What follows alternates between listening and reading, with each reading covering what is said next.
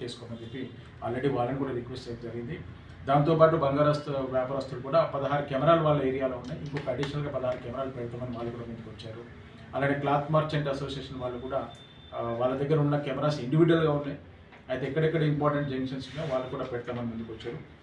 దీని ద్వారా విన్నపం ఏమంటే ప్రతి ఒక్క వాళ్ళకి వాళ్ళు ఓన్ కొంత సెక్యూరిటీ అరేంజ్మెంట్స్ కూడా వాళ్ళు చేసుకొని వాళ్ళ సిస్టాన్ని మా సిస్టంతో మా పోలీస్ ఆఫీసర్స్తోని వాళ్ళ సెక్యూరిటీ సిస్టమ్ ఏదైతే ఉందో అది ప్లస్ గుర్కా సిస్టాన్ని కూడా మేము స్ట్రెంథెన్ చేసి అందరం కలిసి ఈ నేరాలను నిర్వహించడానికి మేము ప్లాన్ చేస్తున్నాం.